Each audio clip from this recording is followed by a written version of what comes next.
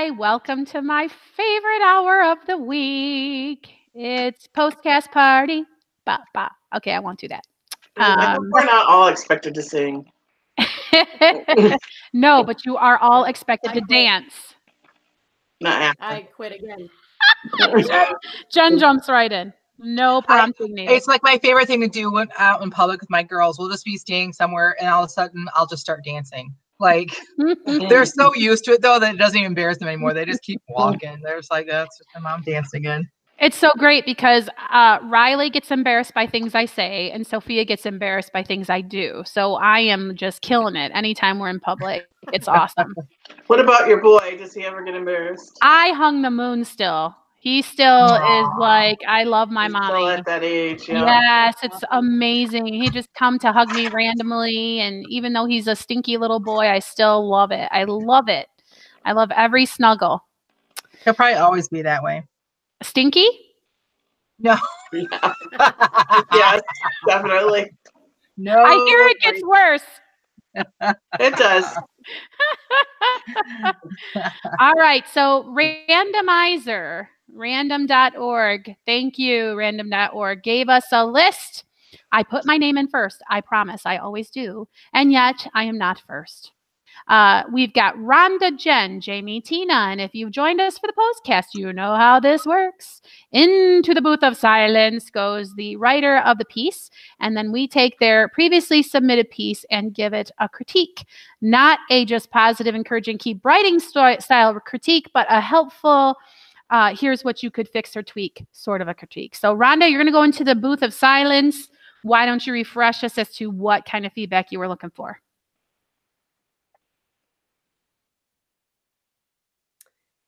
Well, choppy, I think. So we repaired the emotion.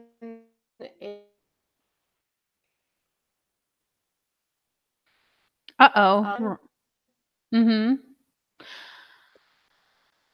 Rhonda, why don't I stop you just because you're kind of chopping. Can you hear me? Third scene. Do what? Your Rogers City internet is failing you momentarily. Okay. So why don't we just silence you and we'll give you the feedback and then we'll check in with you later and hopefully you can be caught up with your whatever laggy issue and then let us know. Okay, so Rhonda. Can I just say before we start that I already had everybody's thing in the right order? Yay! That's neat. Are you the secret person behind random.org? Is that really how you make your extra money on the side is by putting lists in order for people? Yeah. Well, if it really was true, you would always be first, so that can't If I wasn't a Nazarene, I'd go play the lottery right now. All right. So my grandpa would say about that, somebody had won the lottery and came to my grandpa and said, like, will the church accept my tithe off of it? My grandpa said, devil's had it long enough. Hand it over. Awesome. All right. So I'm encouraged because I heard Rhonda laughing and it was reasonably lined up with her laughing face. So I'm hopeful that she will be able to respond to whatever feedback we have. Okay. So who wants to take it away by starting off with what Rhonda had asked for and giving their feedback? I can read what she wrote at the top here. She told us what she was looking for. She said that they were looking to see if they had corrected our concerns over the, we had some concerns over the emotional full of it.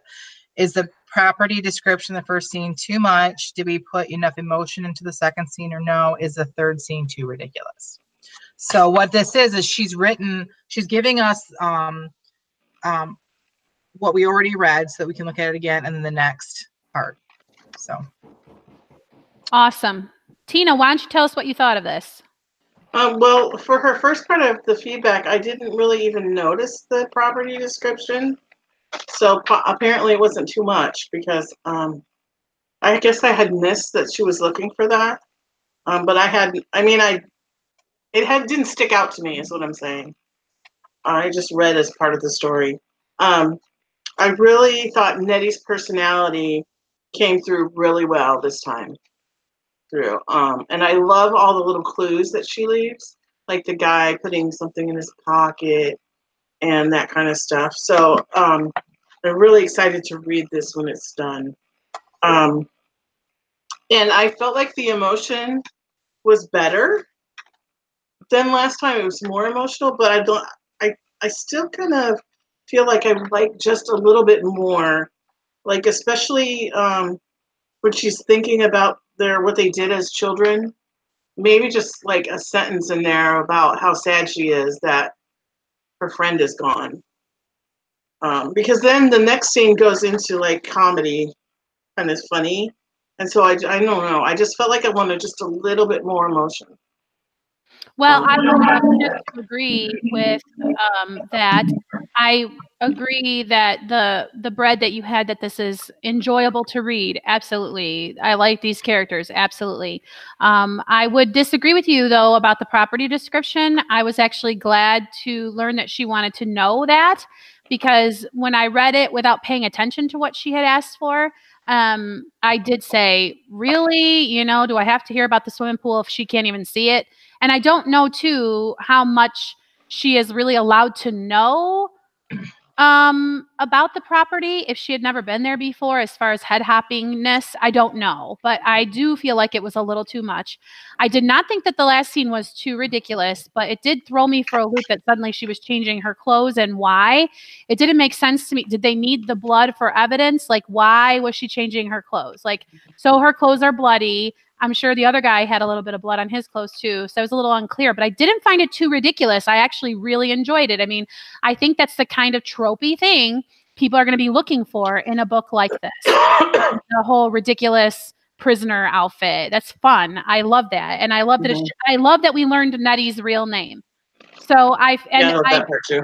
Yes. And I would agree that there does need to be just a little more emotion. Now I get it, after remembering that Nettie is an amateur detective, which, hello, I had totally forgotten that. So she is maybe a little more hard-boiled person than your average, dead body. But what about like her cousin? Like, this is your blood family. Oh, she's dead. Well, I guess we should call the police and search the premises. It still feels a little like the cousin at least would be like sadder, would be, oh, Nettie, at least for like 5 minutes. And maybe she goes over and pats him comfortably, gives him a comforting hug or something. And then he groups himself together and says, now we need to solve this crime or something.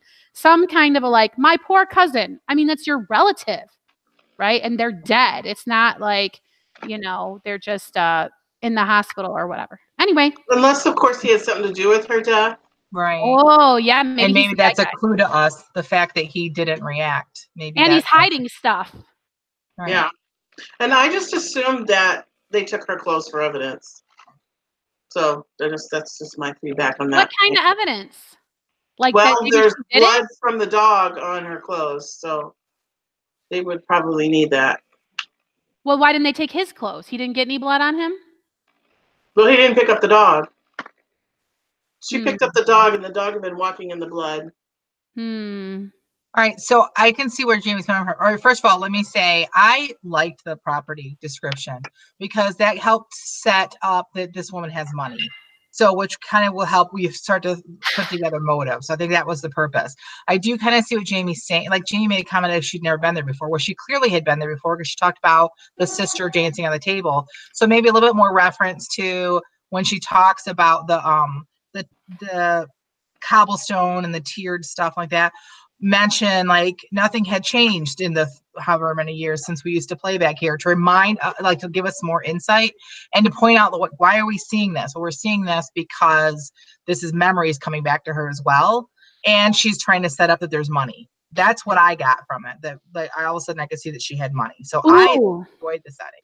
Maybe she could say something like her saddle shoes or her patent leather Mary Janes used to crunch on the gravel the same way, or like throwback to like she was younger. Anyway. Right. My first piece of meat is I still don't know who Dallas is. Is Dallas the little white guy from that first scene we saw a long time ago? And like, I know he's her cousin, but like, and they went to school together, but I feel like there's still a missing piece that we don't know. And maybe it's just because we haven't read it. But if we read everything, then we need more information, I think, about Dallas, in my opinion. My question now, keep in mind, I didn't read this till this morning because I didn't get it like till this morning. And so I was trying to rush through it. So I might have missed some things, but like the whole point of her clothes being bloody, I was lost. Like how her clothes got bloody. And then Tina brought up the dog. Like, that's right, she held the dog. So maybe for dumb readers like me, a little bit more And like me. bloody paw prints, like mention paw prints, then I'll be like, oh, that's right, or mention that, the dog gets smeared blood all or something. I don't know, like just to give me a little bit more. I thought that she had, but maybe I'm wrong. Well, here's the thing. The whole book spells everything out for you until this point. Now suddenly you're supposed to guess at why she's changing her clothes. Like all along, it's written in this one style that is like, here is exactly what is going on. And then randomly they don't give you information. Do you know what I'm saying? It feels like a different, it feels like a different person wrote it maybe. Yeah, they kind of alluded to it when Dallas says, I told you not to touch anything, didn't I? And that included the dog. And then she says, what was I supposed to do? Let him bite me? So yeah, I guess that's where I got the impression that it was the dog that got the clothes bloody. Well, So again, maybe I it would was me reading argue, quickly. yeah, again, I would argue though that you spell out every other little thing up until this point. So it wouldn't hurt to have the detective character say, well, you didn't follow directions, so now you've got to hand over those clothes for evidence, or just one little sentence to make it make sense why she's changing out of her clothes. As she hands it over, like just a comment about the bloody paw print, darn that dog, something. I don't know. But now, as far as the emotional thing, I agree with Tina. I wanted more. Like, and it doesn't have to be like but I feel, because this might not be the first book that we're introduced to Nettie. I don't know, but if it is, then you definitely need to let us know that she is a like detective of some sort.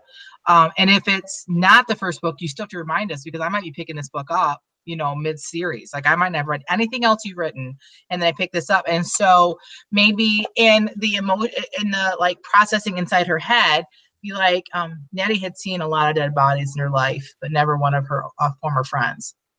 And the image of it, she hated to admit, affected her in a cold way.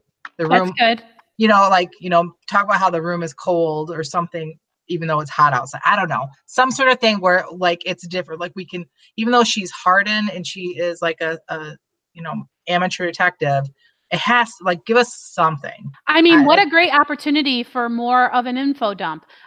This was my best friend who I swam with in that giant pool, or like even whatever thing you could say. Could it really be so-and-so? She is the same person who really, and all these memories flow through. Like, I mean, there's an opportunity there for you to give us a little more information as well, I think. Because up to this point, have we, in this story alone, has there been any mention of her being an amateur detective? No, in fact, because I forgot. But I don't know that we've read the whole thing. So right, so that's got to be laid out more for readers like me that might pick up the wrong book. Like I maybe didn't start at the beginning of the series, or if this is the beginning of the series, we need more.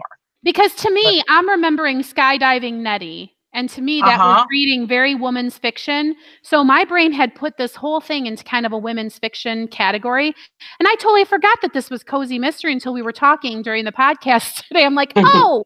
So yes, she is an amateur detective. So yes, she does have the experience. But like Jen, I totally agree with Jen's feedback that a little bit of, even though I've seen dead bodies, nothing before like this. I could totally see that. And I knew that she was it was a cozy mystery, but I guess in my mind, I thought this was the very first one. This would be the first murder mystery that she would help solve. And so if that's the case, then she needs to be really a lot more like, and then when she's able to solve something, it needs to be more of like oh my gosh, I figured that out, I think. But again, I'm only reading part of it and I read it quickly. So and we're going to have Rhonda answer our questions about whether this is the first one and all that stuff. Yes. Can we have her come out now and answer those, or does anybody have anything else? I just have one more very small thing that tripped me up just a little bit. And that was the part when she was going through the window. It says he was able to get the window up about a foot, but then she just like goes through the window. He hoisted her.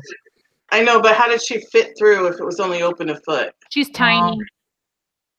Well, so maybe that's just me, but I just got a little bit like.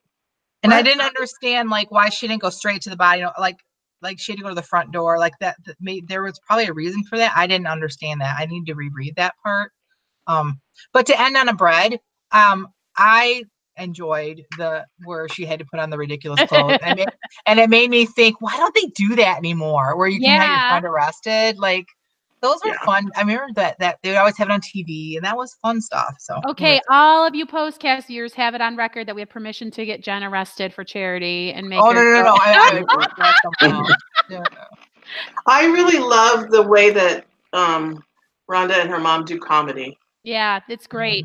It's really funny. It's just really well done. Yeah, I would giggle a lot reading this stuff. I'm so excited to recommend it to everybody I know. All right, so can we let her out now? Come on out, Rhonda. Let's see if you can give us some response. Okay, due to my horrible internet right now, I'm going to try to get this out as fast as possible. You guys are awesome. Thank you so much. I really appreciate it. Okay, so we will add a motion, especially for Dallas. And Jen, just to answer your question, Dallas is the little man with the white hair at the beginning of the. Yay! I'm not going to say a lot more about that. We love him. And then also try to submit something for next week that shows a little bit of Nettie's history and until you read it. Let's see what else. I appreciate the property comments, the for and against.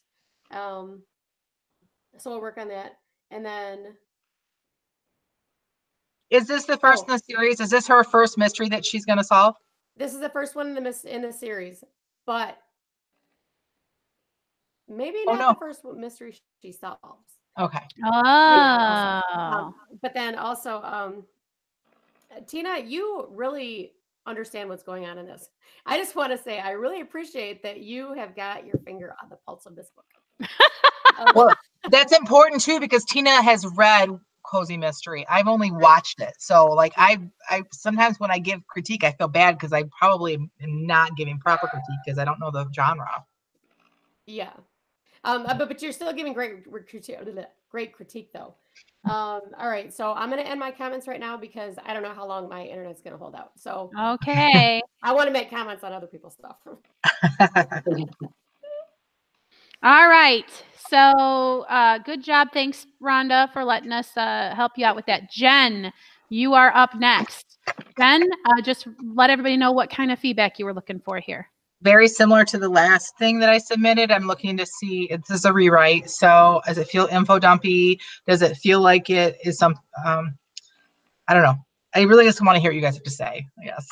All right. So what do we have to say into the chamber of silence with you, Jen? And who wants to start us off? Rhonda? Okay. All right. So this didn't feel info dumpy to me. I did like the first portion of it better than the second, just because it felt like the first part of it was finished and I was satisfied with everything in there. And the second felt maybe like it didn't have that final polish, possibly. But things I liked were the chignon. I loved her hairstyle because that immediately showed me exactly what she looked like in a lot of ways. Let's see. I wondered, do they have many oak trees in the UP at that time, enough to make pews for a church? They might have. That's not something that stuck with me, but I did stop reading for a minute to think about that because that was not very long after the lumbering time up there where they wiped a lot of those out. So should they have been pine? But that is so minimal. That's just my brain. I was just going to say, wow, that's a historical fiction reader right there. Because that's fun. Okay. Now, when she mentioned the foxes, I knew what she was talking about, but I'm not going to lie. I was in Jack Tripper's living room for a second when she mentioned the foxes. Okay. So, let's see. Oh, she didn't capitalize peninsula once. It's, near a street called, didn't she already know the name of the street? Commonwealth out of. Oh, yeah, I think she did. We read with, I liked all of it. And if she doesn't do anything more to the second half of it, that would not be a stumbling block to me. I was very satisfied with what I read. All right. I would like to say the bread, I mean, It's hard to just think of something new, Brady, to say. Okay, I do love her inventiveness. I love the mention of the hairstyle. I love how she solves her problem about not having a mirror, and terrific. And I know something about that whole thing and why it has to be this way, because otherwise I would say, who cares about this? But we've talked about this before, that this needs to happen. So I think it's very cleverly done. So later on, when she needs to use that in the way that she does, it will be great. I agree with Rhonda. The second part, like, I want to fall in love with this family, but yet I can't. We're supposed to just, I feel, really be finding these little girls adorable. And there's something missing about it. It doesn't feel like a warm and cozy dinner with a family that's welcoming you. Do you know what I mean? It feels a little robotic, maybe. And I feel bad that I don't have a really specific way to fix that, other than it's possible that it's not hinging, again, on any of Phoebe's emotions or feelings. Does Phoebe remember her little sister, maybe, when she talks to the girl? Does the girl's hair bounce when she's talking just the way whatever did from back home? Or we need to have an emotional attachment to this scene, and I feel instead that it's kind of some facts, and it's like, these people are wonderful. Well, I'm just not getting that from the pros. I'm getting it because I'm told, right? So I would agree with you that the dinner scene part could use some help. I love that she had to go in search of a lamp. I love that she had drama trying to light it. So there is really a whole lot to love here. I just want the Spear family to be more endeared to me by the end of this reading. That would be my meat. And then the other piece of bread to sandwich it up with is I love that there's a constable prowling around. The only thing that I would say is the man on a horse. I would change to a man on a horse, because it threw me for a minute. Like, am I supposed to know who this man is? And if I would have read it, a man on a horse, I would have just kept reading, assuming that the author was going to tell me, which she does immediately tell me. So, but to end on bread, I love that she feels safe with the constable, and I love the flower sack curtains. There's so much about this to love. And I will stop there. Tina? Okay. One of my favorite scenes in this piece that she's given us is where she's in the church and looking at it and comparing it with other churches she's been in. That feeling of, this is my church. I actually really wanted more of that. I wanted her to go on a little bit more about that feeling, like this church is different because now it's mine. I mean, I wanted to feel that too when I read it, because I've been there. Maybe that's why, because my husband's a pastor, and I've experienced that when you walk into that church and it's your first Sunday or whatever, and that feeling that I really can't put to words, but I wanted to feel that even more. But she did a good job. I'm not saying she didn't. I'm just saying, like, I was craving more. I think the whole thing with the Spears family at dinner, she talks about how cute the girls were, and she says that they're talking incessantly. She says that the boys were seen and not heard, but she didn't show any of that to us. I want to hear what the girls are saying. Yes, we loved those boys in the other book because we knew what they were saying, right? Right. Like, have the girls actually have some dialogue in there, and maybe she could try to talk to the boys, and maybe they don't answer her because they're too shy, or maybe they just give her short answers because they're not talkative, or something like that. That would make them seem more real and more, instead of generic children at a dinner table. So that's my suggestion for that. And I love the ending where she said she prayed for Will wherever he was. Like, I wrote "ooh" next to that. So I really liked that, how she ended that. So that's all right. what I had. So anything else before we let Jennifer stop? Sorry. Anything else before we let Jennifer come out? I don't know if you guys can hear me right now, but Yes. I forgot about two things I wanted to add. The man on the horse, I completely agree with you, because a man, was I supposed to be scared of him because the wolves and everything else? So I agree that if she changed that to the man, maybe I wouldn't focus on him like that. But Mhm. then also, she talks about the flour sacks. And just last week, I was reading this article about this company who put prints on their flour sacks because women were using them, uh, to decorate their house or clothe their children or whatever. But unfortunately, it didn't happen until like 1928. So it's too late for this book. But at some point, I hope that she would use it because I really love that company did that. And I'll send a link to her about it. I love that too. I saw that same thing, Rhonda. That's great. All right. Anything else before we let her come out and talk to us about this piece? All right. Come on out, Jen. All right. Thank you, ladies, so much. You guys are always just a wealth of information. I just really appreciate it. Rhonda, pine versus oak, that's a great question. I wrote oak because I was in an old church written around this time period, and I was just using that as my inspiration. But it was local here, the Lower Peninsula. So it's possible that up there it would have already been stripped out and they would have used pine. So it's very, very possible.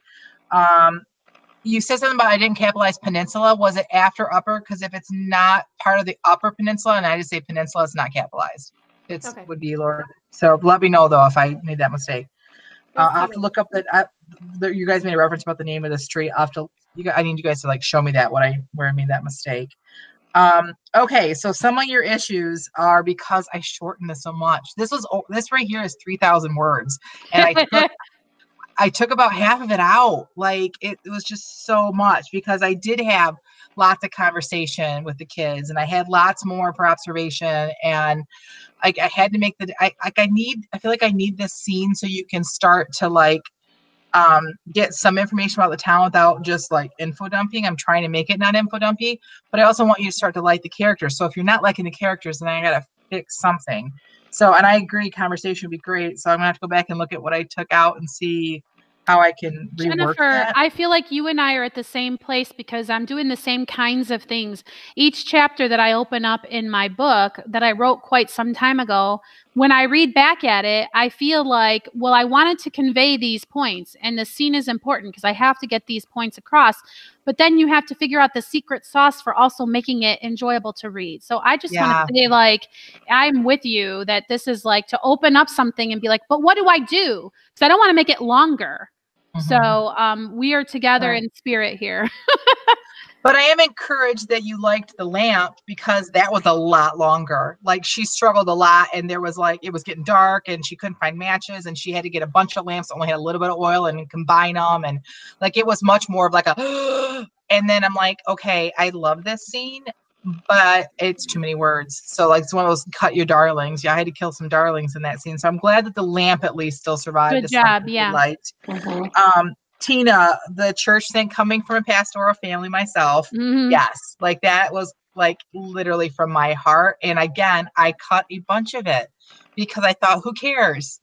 Just because this will be my so there'll be readers that care. So I might again try to put some more back into it, but this is gonna be like a 6,000 word chapter. It's just gonna be so but I just have an idea. I don't know if this would work for you, but you're saying you want to show the characters of the Spear family and you also want to give the layout of the town kind of information.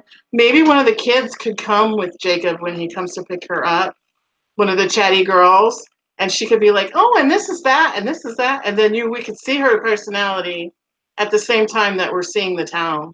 I like that idea, but that's a lot of words. That's a lot of words to get in just some personality. And I think I can do it a lot less. I cut out the whole trip with Jacob even picking them up. I cut that whole part out because I felt like just get to the story.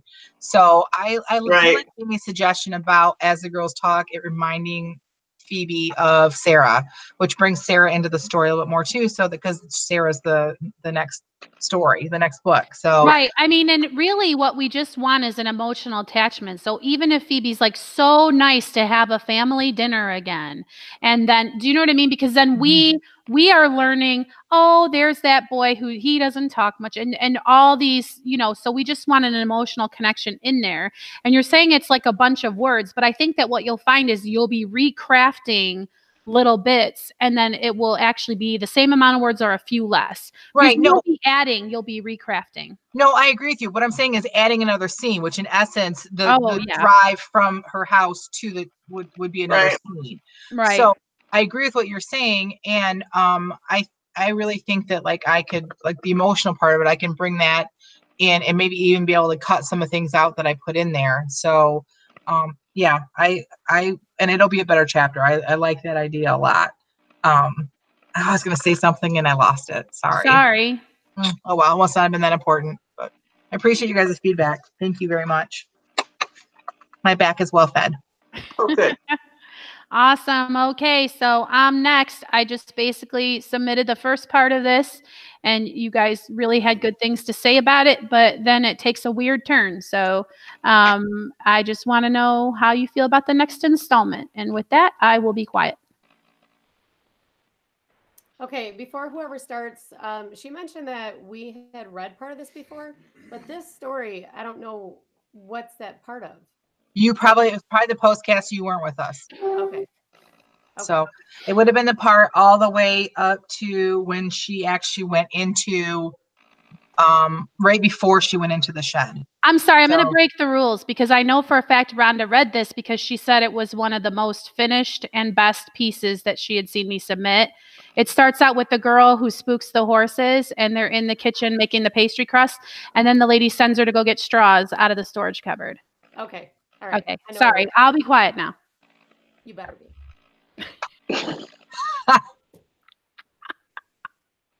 Did you want to go first, Rhonda? Sure, I can. Okay. Oh,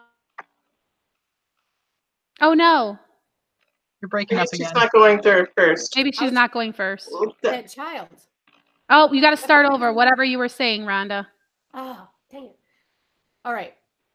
I want to know if this is inspired by a Tim Burton movie. Because that child, she didn't seem shocked by him at all, but I think he's a freak, right? Or not? Am I not reading this right? Well, yeah, he's freaky, but he's got to be like normal enough for her not to be like, oh my gosh, like she's like kind of freaked out by him, but like, all I could see was what about his voice? Fresh to human skin. Like that's what I saw when I heard this. So okay. Let's see. I did not enjoy the first paragraph. I thought it was incredibly well written, but that's not the kind of stuff I like to read. But for her to call it discomfort instead of like extreme horrific pain made me wonder if this is a dystopian thing, because I didn't remember what it was from. I don't know. I did not like the place I was in my head when I read that first part, but I thought it was very well written, very descriptive. I did not need anything else, let me tell you. Okay. And so I just wrote, she didn't think this kid looked weird. And his voice, the whole thing, I was just like, felt like I was in a Twilight Zone. And I hope that's the effect she was looking for because it was very effective. I loved the fact that she felt like there was a tumbling water balloon in her gut. I just was right there. And okay, so she thought the storage building was creepy. That was the creepiest thing to her. Okay. All right. That's all I have to say for right now. I thought it was very well written, but that's just not my genre. And that's where I'm coming from. So. Well, we know that she is at a camp for either like juvenile delinquents or kids that are like mentally disturbed, or so the level of freakness might be a little bit higher, like in general. So that might, and then we also know this girl, there are hints that she might be mentally disturbed. Like she hints at that she might have pushed her baby brother down the stairs and that's why she's there, but we don't know for sure if she did or if she's just being blamed for it. The full truth isn't out yet. So that I think kind of helps you get in. And then the fact, like just you pointed out, the fact that she's just kind of like, oh, the discomfort, like that I think was on purpose. I liked that scene. I know you didn't like reading it, but I like that because it really sets us up for and gets us inside this girl's brain that like discomfort. Like she does not understand pain, which makes me really think that she's had some pain in her life that she is like really trying to suppress, and that she has become, like lots of kids that are abused will like cut themselves and do and harm themselves because they're trying to feel pain. So that's the feeling I got as I read that, and I think that part was really well done. So the weird twist that she's talking about, I don't know if it's because I read a lot of J.R. Nichols or not, but I wasn't shocked by it. Like, I felt like it was right along what I kind of expect from one of her books. There's always going to be a twist. There's always going to be something sci-fi-ish or strange that, we just don't quite understand. And so I didn't think it was that far off base. And I'm already thinking Alien, because in my mind, as she's describing it, it sounds like E.T. has stretched himself into human skin. So I liked it. I enjoyed it. I like the characters. There's something else, but go ahead, Tina, while I think about what it was I was going to say. Okay, well, the thing I drew a heart around, first of all, Lake Hacketawasi. Like, I loved that name. She comes up with the most creative names, and I just love that name. Like, I love that. I liked the first paragraph, but Charlie didn't. I just have to say Charlie didn't appreciate that. I was picturing Charlie. Anyway, Charlie, Tina's pet rabbit. That's what for anyone. Yes, he's my bunny. Okay, for me, the whole time when she was describing the child when the girl first saw it, she kept saying it, and I was like, well, is it a boy or is it a girl? And it kind of stopped me a little bit. So I don't know if she wants me to be like questioning, or if she wants to move up this paragraph where it said that Millicent was having trouble determining whether it was a boy or a girl, and then tell us why.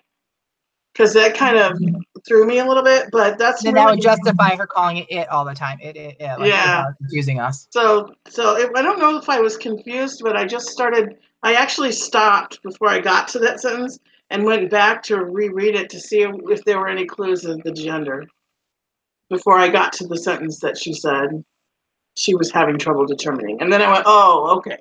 So that's really my only meat. And so in my mind, I'm thinking, is it an alien? Is it a ghost, an entity? Is this a figment of her imagination? Like, does she have hallucinations? And maybe she's not freaked out because this is something normal for her. So these are the questions in my mind that make me want to keep reading. I'm really intrigued. I want to know more. I agree with everything you said. I think I stumbled a little bit in her description of inside the storage shed because part of me was kind of like, this is like a lot of tell. But it would be difficult to write that paragraph when you're inside the head of somebody who is emotionally disturbed and who doesn't like let her emotions out. So she's not going to emotionally react to, though she does say she's scared or that it's creepy or whatever. So, and I now that I'm farther into this piece that she submitted, I get why she's telling us about the graffiti, I'm guessing, but like the cans and like that, because this, whatever this is, has been living in the shed. So that's what I'm assuming now. If that's not the case, then maybe that stuff's unnecessary, but that's what I'm thinking now. So it makes more sense to me having read the whole thing. Now, would I have stopped reading? No, I wouldn't have. So it's like the tiniest bit of meat. Like, I don't know that she needs to change anything, but I'm just saying that's where I kind of slowed down a bit in it, but I understand now why she has all that in there. Yeah. The storage shed, that didn't bother me at all. I didn't think it was too telly. And I also would have kept reading the whole time to be like, please no more rabbits, please no more rabbits. Yeah. Oh man. All right. We ready to let her out? Yes. Miss Jamie. Awesome. Great feedback as usual, guys. I do agree with you, Tina. I'll probably it's a simple enough thing to move that sentence up to the beginning of the description of the child. Because yeah, she can't decipher gender at this point based on just looking at the kid. She just can't tell what the kid is or isn't or might be. Sorry, you don't get to know that until this is you read the rest. I'm glad that you're intrigued enough to read on. Sorry about the bunny, but but it is important in the story, so it has to stay. Interesting, the feedback about the cans being too much or not enough. I'm going to revisit that and look at it and see if it's a place that I can cut or not. It was difficult because I was trying to, I don't know. I'm usually not one to be very descriptive, but I felt like I had to put the reader in that room. And so I'm going to have to revisit that. That's great to get that little piece of meat so that I can determine whether or not that stays. So thank you for the good feedback. Is there a question that I didn't answer besides what is this thing? Because I'm not telling you that. So is there a question I do have a question, and hopefully you can answer it. But if I would have known what I had already read of this, then I probably would have read this differently. But does he look kind of Tim Burtonish, and the super long arms and the crazy voice? He looks, I mean, I'm picturing kind of Quasimodo-ish or whatever, but I mean, still human enough to where she would be like, I mean, because I do address this is the camp for, the cook had mentioned to her there were some kids that needed more help. And so I'm just really hoping that the reader perceives it as just a person with, some challenges or deformities. I did up until the point where he was on top of the shelf. Uh-huh.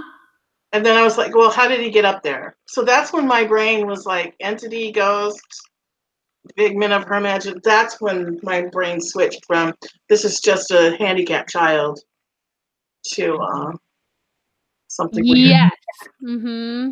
Yes, good. Because that's exactly what's supposed to happen. Like, something is amiss.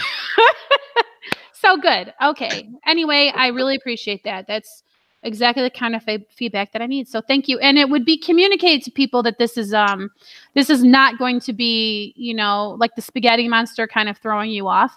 The ideal is that this would be marketed to people who would want to read something creepy or, so that it wouldn't shock or surprise anyone. Okay. Can you just say name the way the child does?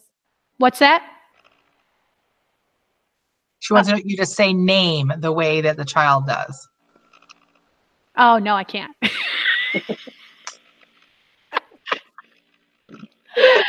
I can picture it, but I can't do it. If only I could really pinpoint, my inspiration for that. But it seemed to me that I had seen, or I don't know, my mind has an image that I'm describing. And so I don't know what picture that paints for the reader. Use your Microsoft Word or your Internet Explorer.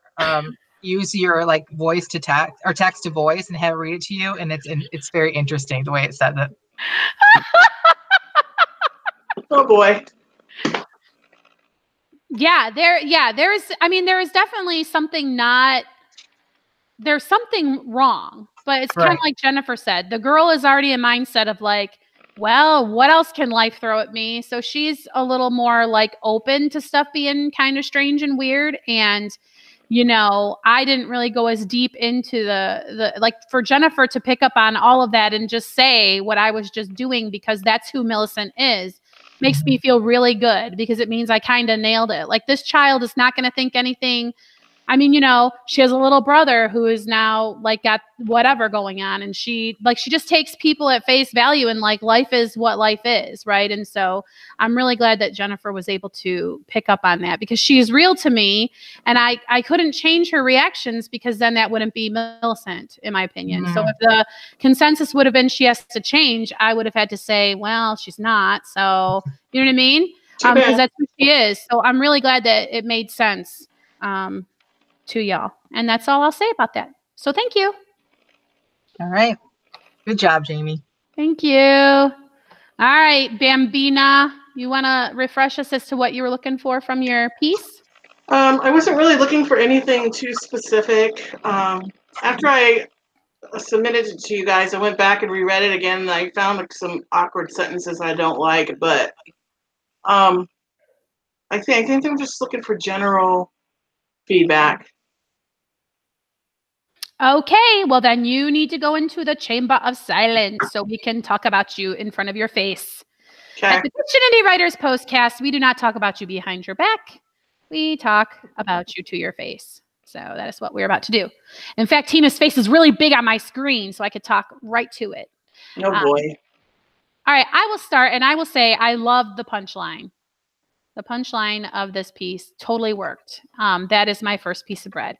My second piece of bread is that this story was just about the length that it needed to be. Mhm. An excellent short piece, clear beginning, middle, and end, with the possible exception of a little too descriptive-y of like finding the golden arches in the distance kind of a thing. Like there may be some tightening up that could happen. But as far as, overall, yes, this story needs this much space to tell. So great job there. And again, that is kind of my meat is she probably caught anything I would have said about sentence structure because she just said that she saw some things. But as far as meat, just tighten it up a little. So I've selected all here and I'm going to do a word count. 660 words. So great. If she could cut out 160 words, there's so many places looking for 500 words or less that she could submit this. And it's a great little story. The end. I love this from beginning to end. I just really, I don't know, it's because it's been our experiences last week, but I really did enjoy it. I could relate with this girl because so when that alarm came over to turn your heat down, I was scared because I was like, our pipes are going to freeze because our house is built weird and we have issues with our pipes that are close to the exterior wall. So I didn't turn it down right away. And then the next morning I felt so guilty about it. And I did end up turning it down. And guess what? My pipes froze. So then my husband was mad because my husband's out of town and he was like, why'd you do that? You should have known. I said, because they wanted everybody to. And he's like, elderly people and you shouldn't have had to do it. Like, did they break? Did your pipes break? They did not. I ended up turning my heat back up and then they called off the things so we didn't have to do it anymore. So so I was able to heat everything back up and got the water running again. But so I could totally relate with this girl from the very beginning and then the stubbornness of I'm going south, like not listening to those people. Like I felt like she was writing about me. Let's just be honest. Like I think that Tina was like, had heard that I didn't turn my heat down. She's like, I'm going to tell this story about Jet.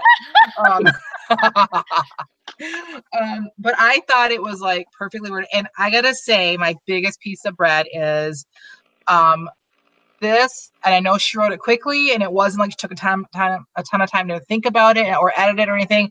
But this is one of the cleanest pieces I think this author has ever submitted to us. Yeah. But the sentence structure she's worried about, I totally missed it because, and you guys know me, I'm like the one that finds all the commas and everything because that's just me.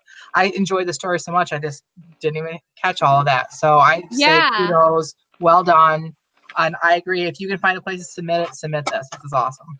I feel like your excitement about the piece is just showing through. And I think that short really works with this writer. And I think on the fly really works for this writer because I know for a fact that the day before it was due, she's like, well, I've got to write something.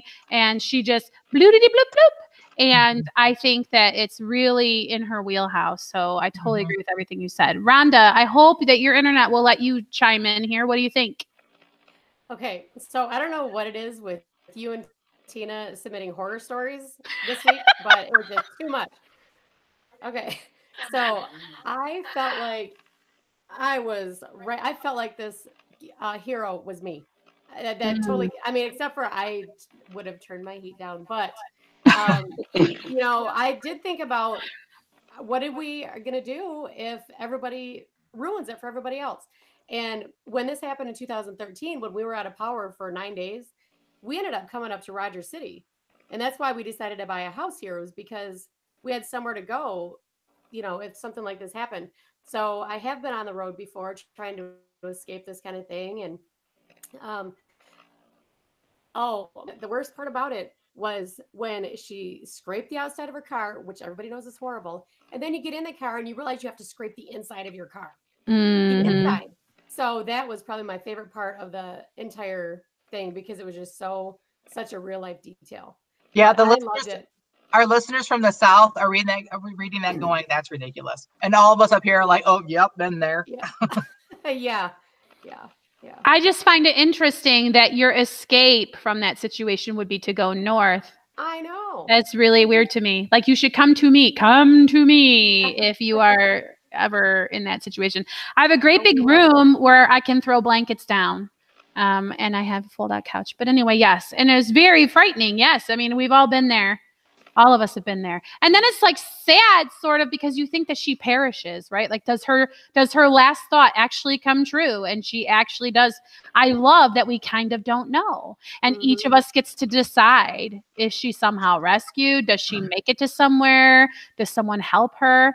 What do you guys all think? You think she's toast? She's dead. No, I don't think so. You don't think she died, Rhonda? You're such an optimist.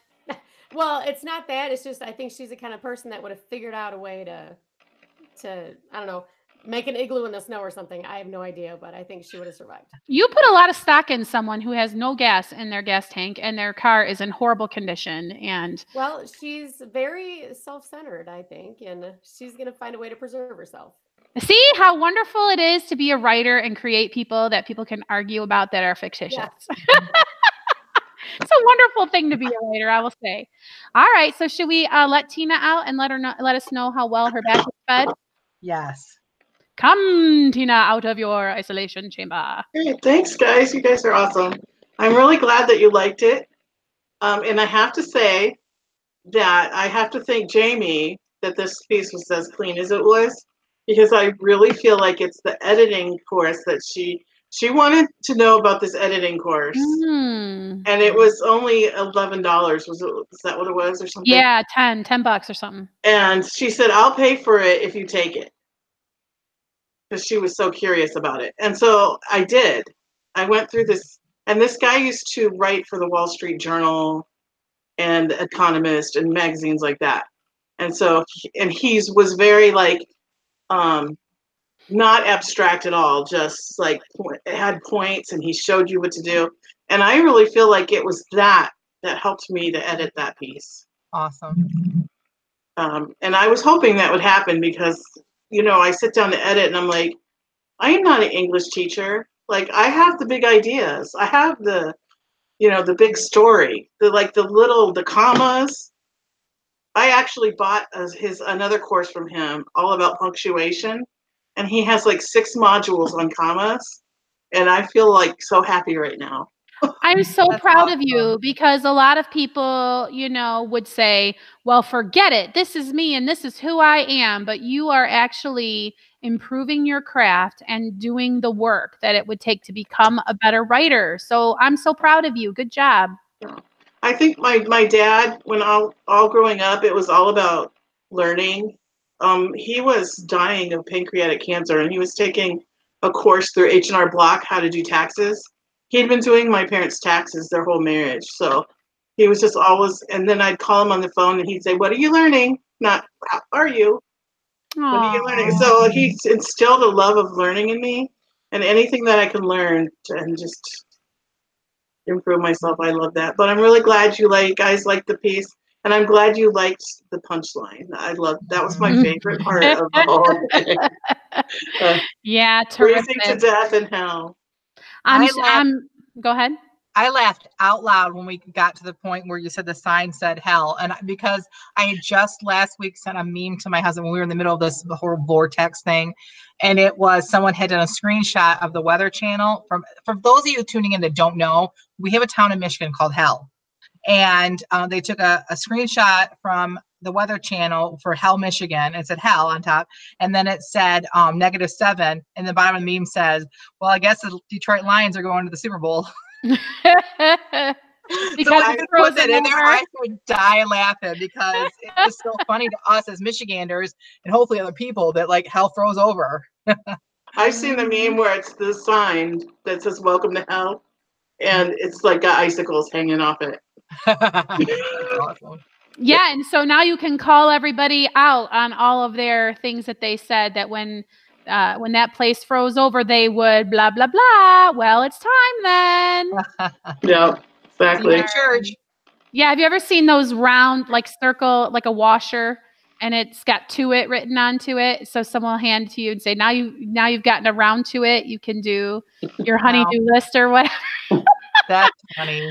Okay, it's also punny. Yes. Yes. Well, I'm gonna say that we should maybe wrap it up then, unless anyone has anything else to say to our wonderful patrons. We love you. We thank you for your support. Tell a friend to come and join us. We want to feel like your long distance writing group.